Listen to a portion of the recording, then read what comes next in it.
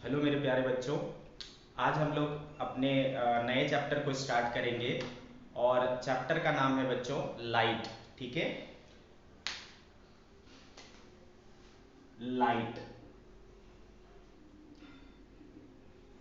Start करेंगे बच्चों। इसको हम लोग आपने क्लास 8th में है ना इसके बारे में थोड़ी बहुत बेसिक्स पढ़ा हुआ है। ठीक है, तो आपको इस चैप्टर को पढ़ने में बहुत मज़ा आएगा क्योंकि आप इसकी बेसिक्स को पहले से जानते हैं। ठीक है, तो आज हम लोग इसको आगे फर्दर स्टडी करेंगे लाइट चैप्टर को। ठीक है, तो बच्चों जैसा कि नाम है लाइट है ना, चैप्टर का नाम है लाइट, तो सबसे पहले हम लोग अब हमारा टॉपिक यही होगा कि लाइट होता क्या है। ठीक है, लाइट क्या होता है, चलो बच्चों समझने की कोशिश करते हैं। ठीक है, लाइट को बेसिकली क्या माना जाता है, एक फॉर्म ऑफ एनर्जी माना जाता है। जैसा एनर्जी के बहुत सारे फॉर्म होते हैं, रूप होते हैं, उसी प्रकार से एनर्जी का एक रूप यह भी है ना, क्या, लाइट। अब बच्चों हम लोग पहले से इतने एडवांस नहीं है ना, हम शुरू से इतने एडवांस नहीं, हम धीरे धीरे इतने एडवांस हुए हैं कि हमारे पास साइंस है और साइंस से रिलेटेड बहुत सारे जानकारियां हैं। पहले इतनी जानकारियां नहीं थी, लाइट के बारे में लोगों को इतना पता नहीं था। लोग सोचते थे कि हमें चीज़ें दिखाई कैसे देती है। ठीक है, तो लोग क्या सोचते थे पहले के ज़माने में कि हमारी जो आंखें हैं, हमारी आंखों से कुछ ऐसी चीज़ें निकलती है ना, जिसके वजह से हम चीज़ों को देख पाते हैं। हमारे आंखों से ऐसी कोई चीज़ निकलती है जिससे हम ऑब्जेक्ट्स को देख पाते हैं। ठीक है, फिर लोग जैसे जैसे एडवांस हुए, उनकी तार्किक शक्ति बढ़ी है ना, वो चीज़ों को इफ एंड बट करने लगे कि हाँ ऐसा तो वैसा कैसे, है ना, इस तरीके की चीज़ें। ठीक है, तो लोगों ने पूछा भाई दिन में हमें चीज़ें दिखाई देती है, ये बात समझ में आती है, रात में क्यों नहीं दिखाई देती? अगर आंख से ही कोई चीज़ निकलता है तो दिन में भी वही आंखें हैं, रात में भी वही आंखें हैं, है ना, तो चीज़ें जो चीज़ें दिन में निकल रही थी हमारी आंखों से वो रात में भी निकलनी चाहिए, बट ऐसा होता नहीं है। ठीक है, तो फिर ये थ्योरी तो ये हो गया, फिनिश हो गया, है ना, लोगों ने इसको नकार दिया। फिर धीरे धीरे लोगों ने साइंटिस्ट आए, है ना, और ज़्यादा खोज हुई, है ना, तो फाइनली इस बात पर कंक्लूड हुआ कि लाइट क्या है। लाइट एक प्रकार का एनर्जी का फॉर्म है ना। सिर्फ किसी चीज को देखने के लिए आंखों का होना ही सफिशिएंट नहीं है, आईज के साथ साथ एक प्रकार की एनर्जी चाहिए, है ना। जब ये दोनों चीज हमारे पास होता है तब हम किसी चीज को देख पाते हैं। ठीक है, आईज प्लस ये फॉर्म ऑफ एनर्जी। ठीक है, तो आई क्या है भाई? आई है एक सेंस ऑर्गेन। ठीक है, इसकी मदद से हम क्या कर सकते हैं, चीजों को देख पाते हैं, और देखने में कौन हेल्प करता है? लाइट। ठीक है, तो लाइट के बारे में हम क्या कह सकते हैं बच्चों? It is a form of energy which enable us enable us to see the colorful world around us world around us। ठीक है बच्चों, हमारे चारों ओर जो कलरफुल दुनिया है ना, रंग बिरंगी दुनिया है, उसको देखने में ये हमें मदद करता है। ठीक है, और ये एक प्रकार का एनर्जी का फॉर्म है। तो समझ गए बच्चों लाइट क्या चीज है, ये बात हमें समझ में आ गई। ठीक है, फिर इतनी बात समझने के बाद लोगों ने इसके बारे में और जांच पड़ताल की, इसके बारे में और इंफॉर्मेशन इकट्ठा करना चाहा। ठीक है, तो लोगों ने देखा कि भाई इसके पास क्या क्या प्रॉपर्टी होती है, लाइट के पास किस प्रकार की प्रॉपर्टीज होती है। ठीक है, तो उसे हम भी देखेंगे कि प्रॉपर्टीज ऑफ लाइट क्या है। Properties of light. ठीक है बच्चों, प्रॉपर्टीज ऑफ लाइट। तो भाई दुनिया में देखो जितनी भी सारी चीजें हैं ना, पूरे ब्रह्मांड को आप दो तरीके से बांट सकते हो। एक को बोल सकते हो एनर्जी और दूसरे को बोल सकते हो मैटर। ठीक है, एनर्जी और मैटर से ही ये पूरी दुनिया बना हुआ है। एनर्जी क्या होता है, वो हमें दिखाई नहीं देता, हम उसको सिर्फ महसूस कर सकते हैं। और मैटर क्या है, उसको आप छू सकते हो, है ना, आप उसको देख सकते हो, छू सकते हो। बट एनर्जी क्या है, आप उसको छू नहीं सकते। तो पूरी दुनिया इसी दो चीजों में, पूरी ब्रह्मांड जो इसी दो चीजों में समाया हुआ है। क्या है वो? Energy and matter. समझ गए क्या? तो लाइट के बारे में क्या कहा जाता है, लाइट क्या है, एनर्जी है, वेव है ना, पार्टिकल है यानी मैटर है, क्या है ना, इसको समझने की कोशिश करेंगे। Properties of light. तो एक एक करके हम लोग इसको डिस्कस करेंगे। सबसे पहली जो बात समझ में आई लाइट के बारे में वो ये कि लाइट हमेशा स्ट्रेट लाइन में ट्रेवल करता है। ठीक है, आप बच्चों क्लास 9th में पढ़े हैं कि जो चीज स्ट्रेट लाइन में ट्रेवल करता है हम उसके मोशन को क्या कहते हैं, रेक्टिलिनियर मोशन कहते हैं। इसका मतलब लाइट क्या करता है, रेक्टिलिनियर मोशन करता है। ठीक है, ये पहली प्रॉपर्टी हो गई। ठीक है, light travels in a straight line that is rectilinear motion। ठीक है भाई, ये इसकी फर्स्ट प्रॉपर्टी हो गई। दूसरी चीज जब ये ट्रैवल करता है तो इसकी स्पीड क्या होती है। ठीक है, तो बच्चों लाइट जब ट्रैवल करता है तो इसकी स्पीड काफी ज्यादा होती है। ठीक है, speed of light in vacuum. ठीक है बच्चों, speed of light in vacuum is c equal to 3 into 10⁸ metre per second. ठीक है, आपको कहीं भी c लिखा मिले तो आपको समझ जाना है क्या है, ये स्पीड ऑफ लाइट है इन वैक्यूम। ठीक है, जो कितना होता है 3 इंटू 10⁸ मीटर पर सेकेंड। ठीक है, तो speed of light in vacuum is 3 into 10⁸ metre per second, और ये जो है वो क्या है, मैक्सिमम है and it is maximum speed, इससे ज्यादा नहीं हो सकता। ठीक है, it is maximum speed. Okay, तो बाकी मीडियम में क्या, बाकी मीडियम में स्पीड ऑफ लाइट क्या होती है बच्चों, अलग होती है। ठीक है, अलग अलग मीडियम में स्पीड ऑफ लाइट अलग अलग होती है, हाँ इससे कम होगा। ठीक है, तो तीसरी बात जो हम नोट कर सकते हैं बच्चों वो है कि speed of light in different medium is different। ठीक है, अलग अलग मीडियम में अलग अलग होता है, किस मीडियम में कम होगा किस मीडियम में ज्यादा होगा, है ना, ये हम आगे चल करके देखेंगे कि मीडियम के ऊपर डिपेंड करता है कि उसकी स्पीड कहाँ कम होगी कहाँ ज्यादा होगी।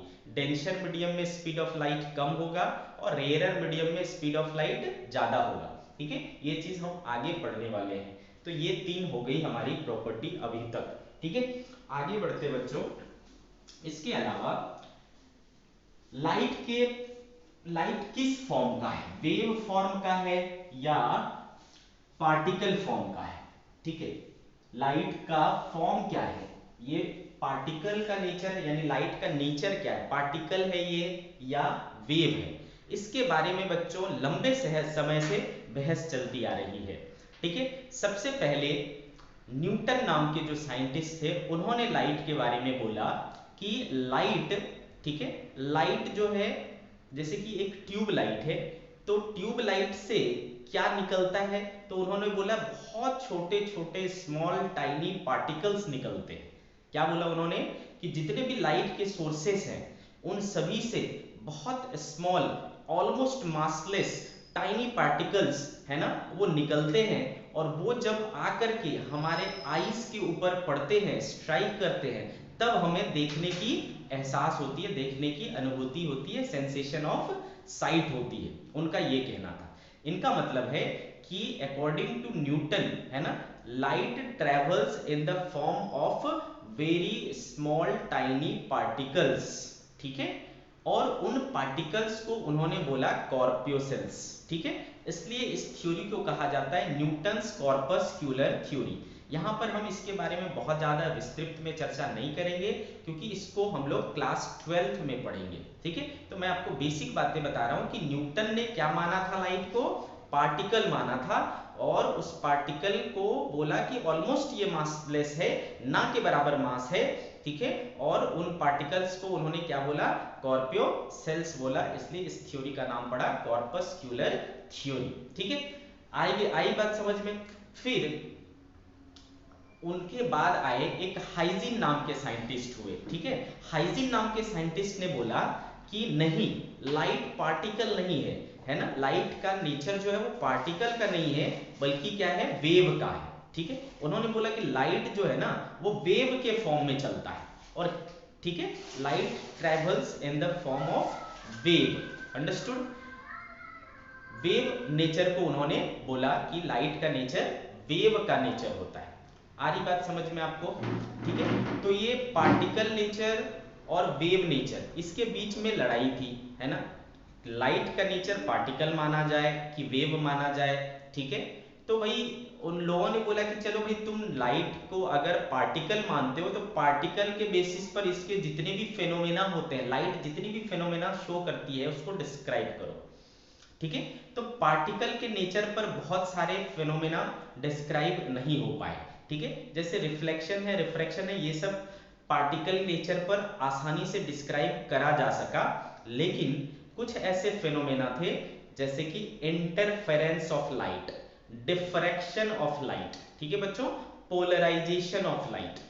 मैं जो बातें बोल रहा हूं ध्यान से सुनिए, interference of light, diffraction of light and polarisation of light. ठीक है, ये ऐसे फेनोमेना थे लाइट के, आगे चल करके हम लोग इन सब चीजों को पढ़ेंगे, है ना, कुछ अभी पढ़ेंगे, कुछ 12th में पढ़ेंगे। ठीक है, तो इंटरफेरेंस, डिफ्रैक्शन और पोलराइजेशन जो है ये लाइट के पार्टिकल नेचर पर डिस्क्राइब नहीं किया जा सका। ठीक है, अब वेव नेचर वाले की बात बोला, ठीक है चलो तुम करके दिखाओ, तो ये इंटरफेरेंस, डिफ्रैक्शन, पोलराइजेशन ऐसी चीजों को तो डिस्क्राइब कर पाए, लेकिन फोटो इलेक्ट्रिक इफेक्ट, ठीक है, एक इफेक्ट होता है बच्चों लाइट का, फोटो इलेक्ट्रिक इफेक्ट, इसको वो वेव नेचर पर डिस्क्राइब नहीं कर पाए। ठीक है, तो भाई यहां पर देखा गया कि कुछ चीजें हैं जो सिर्फ पार्टिकल डिस्क्राइब कर सकता है, कुछ चीजें हैं जो सिर्फ वेव डिस्क्राइब कर सकता है। तो काम कैसे चले कि दोनों प्रकार से हमारी चीजें निकल आए, मतलब दोनों चीजें हमें समझ में आए, इसके लिए लोगों ने फाइनली एक चीज पर कंक्लूड किया कि लाइट का नेचर दोनों प्रकार का होता है, वेव का भी होता है और पार्टिकल का भी होता है, डिपेंडिंग अपॉन सिचुएशन, सिचुएशन के हिसाब से, है ना। जब हमें किसी फेनोमेना को डिस्क्राइब करने के लिए पार्टिकल नेचर की जरूरत है उसको पार्टिकल मानेंगे, जब हमको उसको डिस्क्राइब करने के लिए वेव नेचर की जरूरत पड़ेगी हम उसको वेव मानेंगे। ठीक है, इस तरीके से हमने फाइनली कंक्लूड किया कि लाइट का नेचर कैसा है, ड्यूअल नेचर है। ठीक है, इंपॉर्टेंट बात क्या है भाई, लाइट का नेचर कैसा है, ड्यूअल नेचर है। तो फोर्थ प्रॉपर्टी हो गया, light has dual nature, dual nature of wave and particle, wave and particle.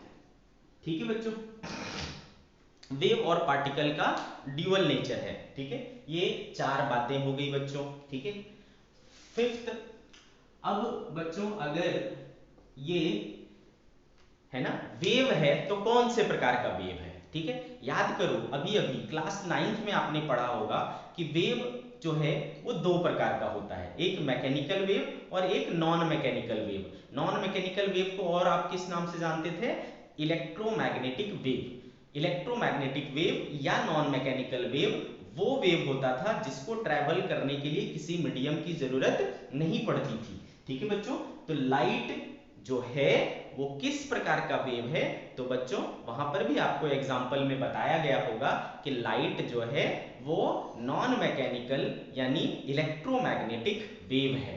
ठीक है, तो चलो इसको भी हम नोट डाउन कर लेते हैं, light is an electromagnetic wave, electromagnetic wave.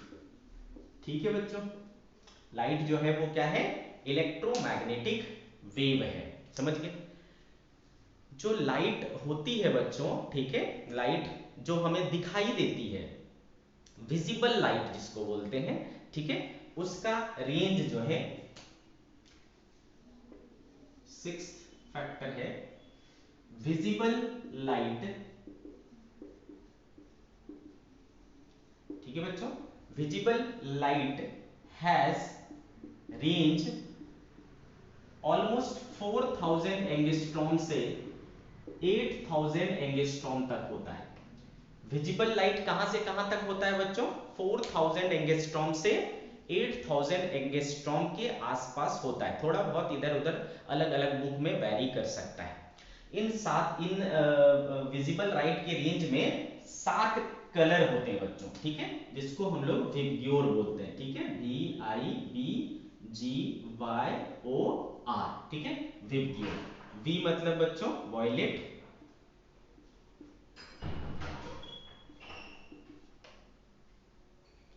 Violet, ठीक है, Indigo, Indigo, blue, green, yellow, orange and red, ठीक है बच्चों, ये 7 होते हैं, ठीक है। इसमें से सबसे कम वेवलेंथ किसका होता है? वॉयलेट का, 4000 एंगस्ट्रॉम, और सबसे ज्यादा किसका होता है? रेड का, 8000 एंगस्ट्रॉम, ठीक है। ध्यान से सुनिए बच्चों, ये विजिबल लाइट है, ये पूरे के पूरे क्या है? विजिबल लाइट है, जो हमें दिखाई पड़ते हैं, वो लाइट है। इसमें 7 कलर होते हैं, violet, indigo, blue, green, yellow, orange and red, ठीक है। इसमें सबसे कम किसका है? वॉयलेट का, 4000, और सबसे ज्यादा किसका है? तो ये जो मैंने अरेंज किया है, इसको बढ़ते हुए, वेवलेंथ के बढ़ते हुए क्रम में बनाया है, इंक्रीजिंग ऑर्डर ऑफ वेवलेंथ, ठीक है बच्चों। लेमडा यानी क्या? वेवलेंथ। तो दिस इज विजिबल लाइट, है ना, इसी को आप स्पेक्ट्रम ऑफ व्हाइट लाइट भी बोलते हो। ये 7 जो है, इसी को हम लोग क्या बोलते हैं? Spectrum of white light, spectrum of white light.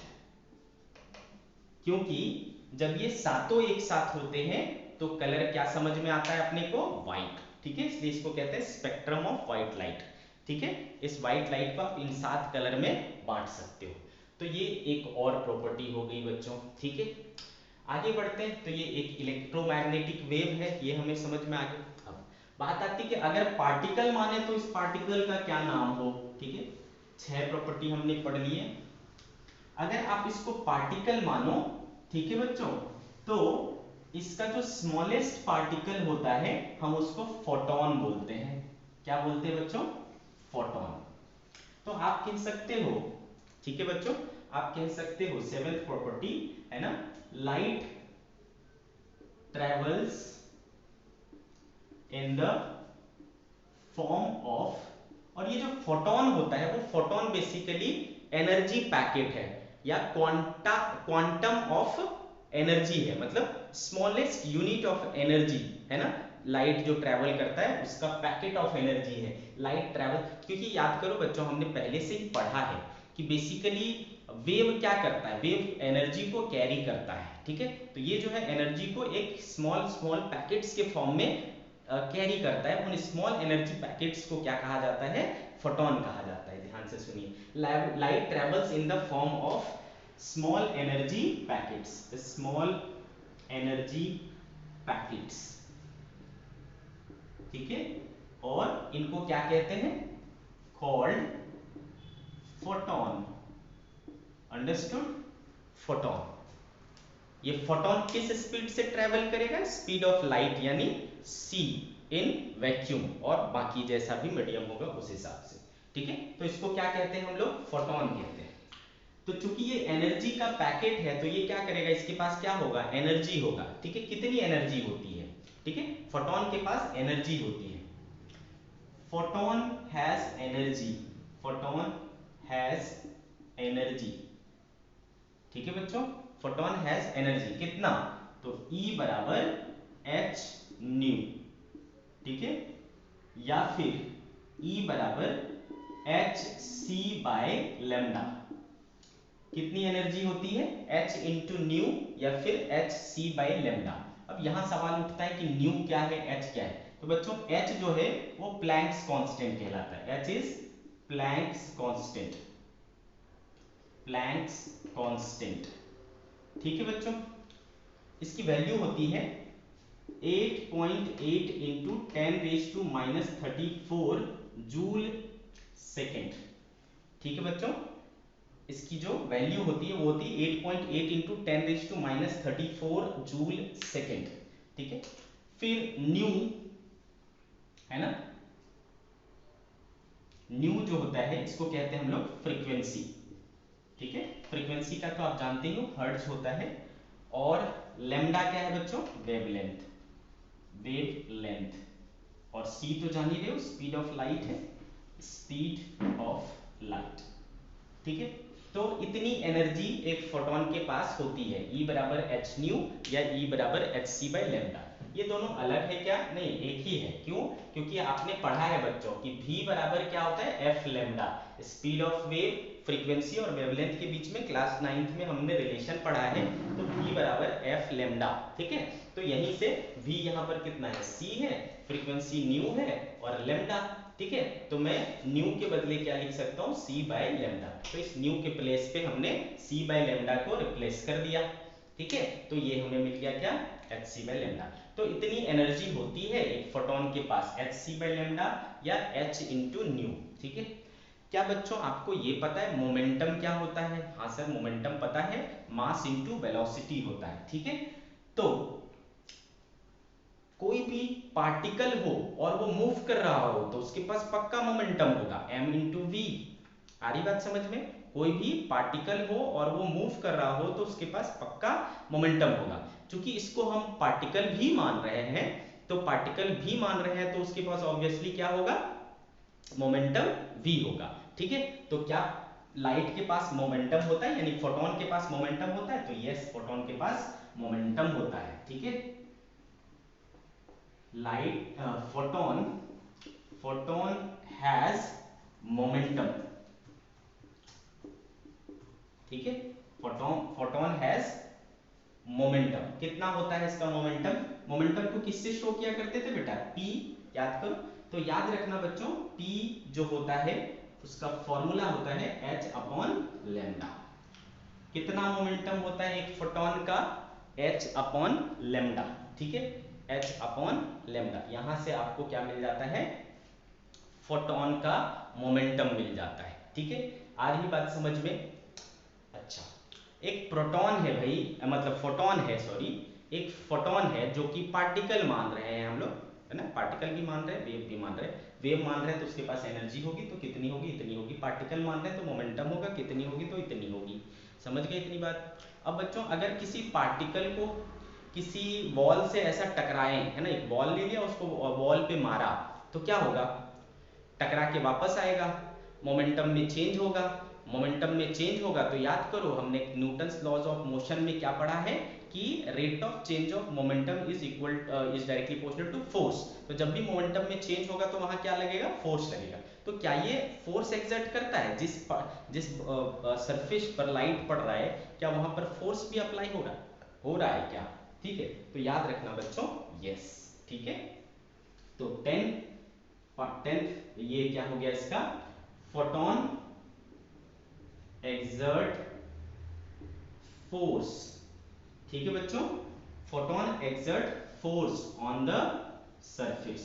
जिस सरफेस पर, है ना, फोटोन टकराता है उस पर फोर्स एक्सर्ट करता है। ठीक है, उस पर फोर्स एक्सर्ट करता है। कितना एक्सर्ट करता है ये अभी नहीं पढ़ेंगे, क्लास 12th में पढ़ेंगे। ठीक है, तो फोटोन एक्सर्ट फोर्स। ठीक है बच्चों, ये 10 प्रॉपर्टी हो गए। और क्या बच्चों, 11th प्रॉपर्टी। अब भाई जहां फोर्स लगेगा तो वहां प्रेशर भी होगा, है ना, क्योंकि फोर्स पर यूनिट एरिया क्या होता है, प्रेशर होता है। तो क्या ये प्रेशर भी अप्लाई करता है? तो यस सर, ये प्रेशर भी अप्लाई करता है। Photon exert pressure on the surface. जिस सरफेस पर लाइट पड़ रही है समझो उस पर प्रेशर भी लग रहा है। तो हमें ये प्रेशर महसूस क्यों नहीं होता सर? क्योंकि बहुत कम होता है, इसलिए हमें महसूस नहीं होता, बट होता है। ठीक है, तो ये कुछ प्रॉपर्टीज हमने पढ़ी। ठीक है बच्चों, लाइट के बारे में। तो आज के लेक्चर में हम लोग प्रॉपर्टी सिर्फ देखेंगे, है ना, और आगे के लेक्चर में इसको हम आगे बढ़ाएंगे। ठीक है बच्चों, आप इसको अच्छे से नोट डाउन करिए और नोट डाउन करके, है ना, उसको अच्छे से रिवाइज करते रहिए। नेक्स्ट लेक्चर में हम लोग इसके आगे का वीडियो देखेंगे। ठीक है बच्चों।